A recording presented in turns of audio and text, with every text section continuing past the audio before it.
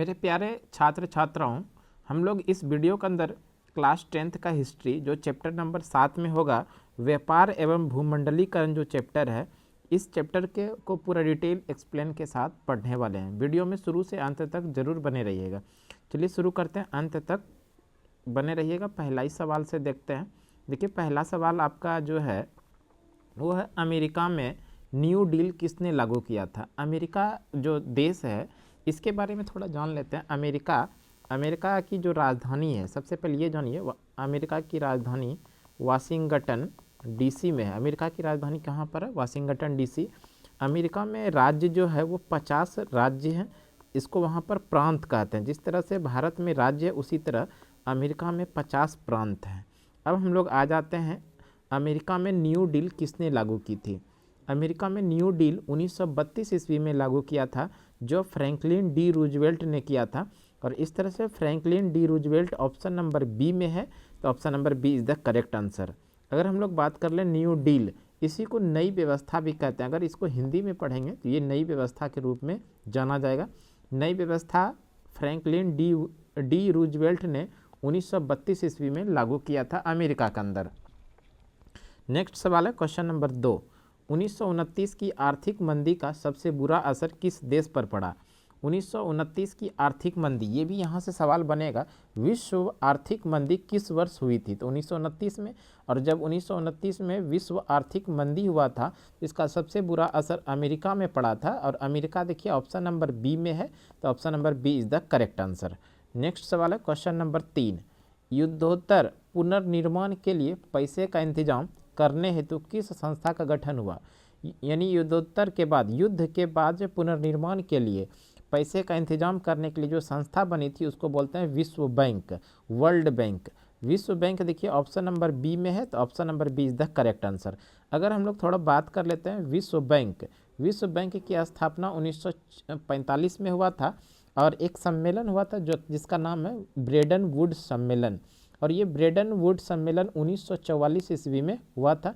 इसी Brydon would सम्मेलन के बाद विश्व बैंक की स्थापना हुई थी, जिसका कि हेडक्वार्टर वाशिंगटन डीसी में है। याद रखना है हम लोगों को, विश्व बैंक की स्थापना 1945 में हुआ था। किस सम्मेलन के द्वारा हुआ था? ब्रेडन वुड सम्मेलन के द्वारा हुआ था। और इसका हेडक्वार्टर कहाँ पर है? वाशिंगटन डीसी में। क्वेश्चन नंबर 4 में है, यूरोपीय आर्थिक संघ की मुद्रा क्या है। यूरोपीय आर्थिक संघ यानी यूरोपीय यूनियन की जो मुद्रा है वो है यूरो।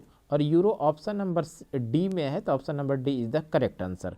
क्वेश्चन नंबर 5 में है, सिकंदर कहाँ का निवासी था। सिकंदर महान के नाम से जाना जाता है। ये सिकंदर की बात करें तो उस समय का ये यूनान था, जबकि अब का हो गया ये ग्रीस। तो सिकंदर रहने वाला था यूनान का, जो ऑप्शन नंबर सी में है, तो option number C is the correct answer. अगर सिकंदर के बात कर ले थोड़ा, सिकंदर के जो पिता थे उसका नाम था फिलिप। सिकंदर के पिता का नाम फिलिप था। और सिकंदर के गुरु जो थे उनका नाम अरस्तु था। सिकंदर के गुरु का क्या नाम था? अरस्तु। सिकंदर का जन्म 356 ईसा पूर्व में हुआ था। याद रखना है हम लोगों को, सिकंदर का जन्म कब होता है? 356 ईसा पूर्व में।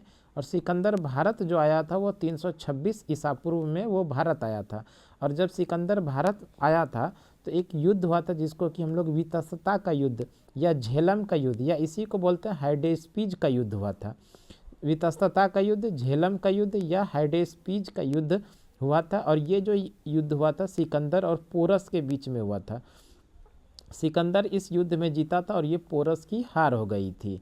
तो याद रखना है हम लोगों को, वितस्ता या झेलम या हाइडेस्पीज का युद्ध किन के बीच हुआ था? सिकंदर और पोरस के बीच में। इस युद्ध में सिकंदर जीता था, पोरस की हार हुई थी।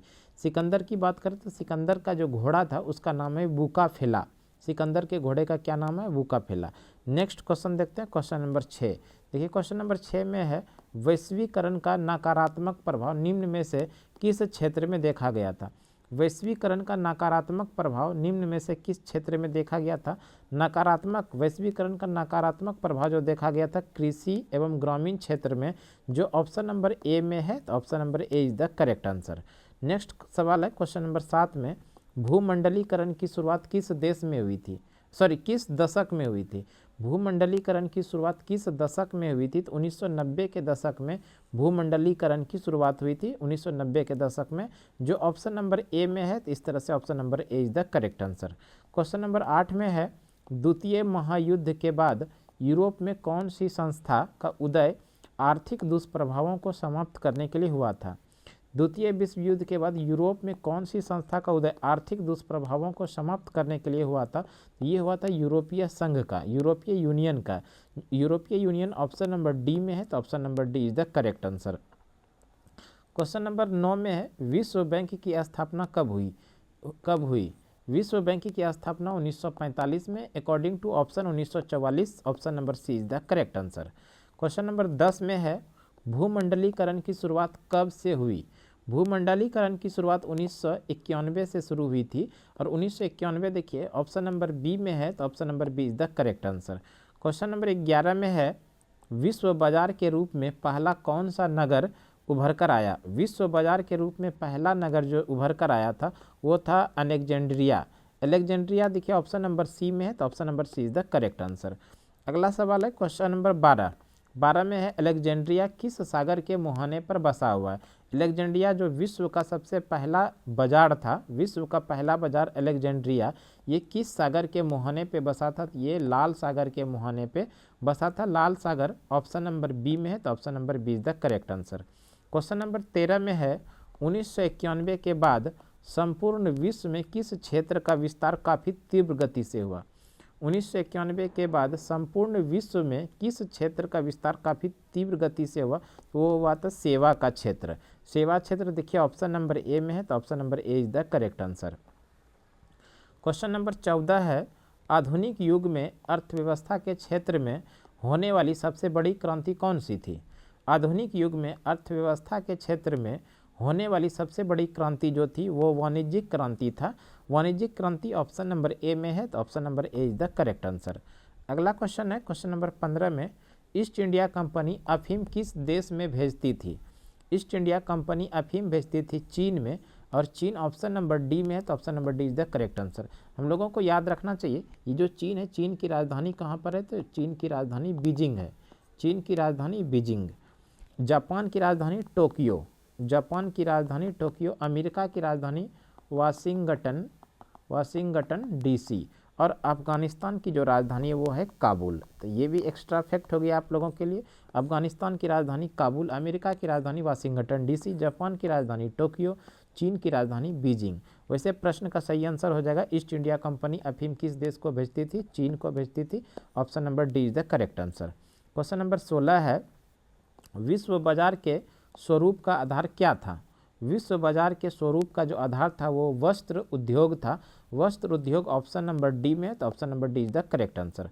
क्वेश्चन नंबर 17 में है, विश्व बाजार का विस्तार आधुनिक काल में किस समय से आरंभ हुआ?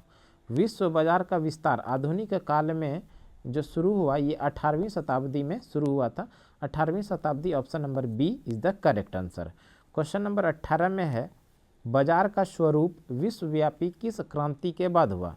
बाजार का स्वरूप विश्वव्यापी किस क्रांति? तो ये औद्योगिक क्रांति के बाद शुरू हुआ। औद्योगिक क्रांति ऑप्शन नंबर ए में है, तो option number A is the correct answer. Question number 19 में है, 1945 के बाद विश्व में कितने अर्थव्यवस्था का प्रभाव पड़ा? 1945 के बाद विश्व में कितने अर्थव्यवस्था का प्रभाव पड़ा? तो वो पड़ा 2, और 2 ऑप्शन नंबर बी में है, तो option number B is the correct answer. Question number 20 है, साम्यवादी अर्थव्यवस्था वाले देशों के गुट का नेतृत्व कौन कर रहा था? साम्यवादी अर्थव्यवस्था वाले देशों के गुट का नेतृत्व कर रहा था सोवियत रूस। सोवियत संघ या सोवियत रूस, तो ऑप्शन नंबर ए में है, तो option number A is the correct answer. 21 number सवाल में है, पूंजीवादी अर्थव्यवस्था वाले देशों के गुट का नेतृत्व कौन कर रहा था? पूंजीवादी अर्थव्यवस्था वाले देशों के गुट का जो नेतृत्व कर रहा था वो अमेरिका कर रहा था, और अमेरिका ऑप्शन नंबर सी में, तो option number C is the correct answer. Question number 22 में है, 1945 से 1960 के दशक में महत्वपूर्ण संबंधों का विकास कहाँ हुआ था? 1945 से 1960 के दशक में महत्वपूर्ण संबंध का जो विकास हुआ था वो पश्चिमी यूरोप में हुआ था, और पश्चिमी यूरोप देखिए ऑप्शन नंबर बी में है, तो option number B is the correct answer.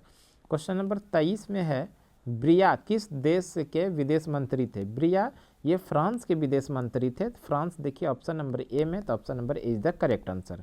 Question number 24 में है ब्रेसेल्स संधि कब हुआ था। ब्रेसेल्स का जो संधि हुआ था ये 1948 में हुआ था, और 1948 ऑप्शन नंबर बी में है, तो option number B is the correct answer. Question number 25 में है दक्षेस की स्थापना किस वर्ष हुई थी। दक्षेस यानी सार्क, सार्क की जो स्थापना हुई थी ये 1985 ईस्वी में हुआ था। 1985 ऑप्शन नंबर डी में है, तो option number D is the correct answer. थोड़ा दक्षेस के बारे में हम लोग समझ लेते हैं। दक्षेस यानी सार्क, सार्क को हम लोग south Asian association for regional corporation के नाम से जानते हैं। South Asian association for regional corporation, ये वो सार्क का फुल फॉर्म हुआ। अगर सार्क की बात करें, सार्क को हिंदी में दक्षेस बोलते हैं। इसकी स्थापना 1985 में हुआ था। इसका प्रथम सम्मेलन जो हुआ वो ढाका में हुआ, जो बांग्लादेश की राजधानी है। बांग्लादेश की राजधानी जो है ढाका, यहाँ पर प्रथम सम्मेलन हुआ था। जबकि सार्क का जो मुख्यालय है वो काठमांडू, जो नेपाल की राजधानी है। काठमांडू ये नेपाल की राजधानी है, यहाँ पर इसका हेडक्वार्टर है। दक्षेस के जो सदस्य देश हैं वो कुल सदस्यों की संख्या 8 है। दक्षेस में कुल कितने सदस्य हैं? 8 है। दक्षेस का हेडक्वार्टर कहाँ पर है? काठमांडू, जो नेपाल की राजधानी है। प्रथम सम्मेलन जो हुआ वो बांग्लादेश की राजधानी ढाका में हुआ था। दक्षेस की स्थापना कब होती है? 1985 में। दक्षेस यानी सार्क, सार्क का फुल फॉर्म की बात करें तो south Asian association for regional corporation इसकी फुल फॉर्म होती है। चलिए अगला सवाल हम लोग देख लेते हैं, क्वेश्चन नंबर 26। क्वेश्चन नंबर 26 में है अंतर्राष्ट्रीय विनिमय का प्रभाव किस पर आधारित नहीं है। अंतर्राष्ट्रीय आर्थिक विनिमय का प्रभाव किस पर आधारित नहीं है? तो ये उद्योग पर आधारित नहीं है। उद्योग देखिए ऑप्शन नंबर डी में है, तो option number D is the correct answer. Question number 27 में है भूमंडलीकरण शब्द का इजाद किसने किया। भूमंडली शब्द का इजाद जो किया था वो जॉन विलियमसन ने किया था। जॉन विलियमसन देखिए ऑप्शन नंबर डी में है, तो option number D is the correct answer. Question number 28 में है G8 की स्थापना कब हुई थी। G8 की स्थापना 1975 में, ये जो स्थापना हुआ था उस समय G6 के नाम से हुआ था, G6। और उसके बाद G6 1975 में बना था। ऑप्शन नंबर ए इसका करेक्ट आंसर हो जाएगा। G6 जो बना था उसमें ये फ्रांस में 1975 के द्वारा एक सम्मेलन हुआ था, जिसमें से कि देशों की संख्या था 6 और ये 6 कौन कौन देश थे? तो फ्रांस थे, जर्मनी था, Italy, Japan, UK, United kingdom और यूएसए। ये 6 देशों ने मिलकर G6 की स्थापना किया था।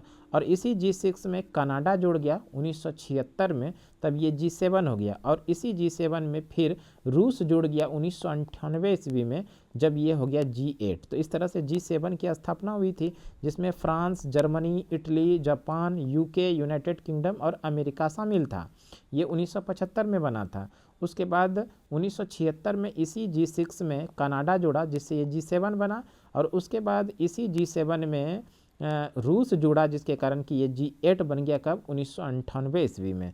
तो इस तरह से G8 की स्थापना हुई थी 1975। Option number A is the correct answer. अब हम लोग 28 के बाद 29 नंबर सवाल से जो है अगले क्लास में पढ़ेंगे। तब तक के लिए इतना ही। अगले क्लास में फिर से अगले दिन मिलते हैं। तब तक के लिए धन्यवाद। जय हिंद।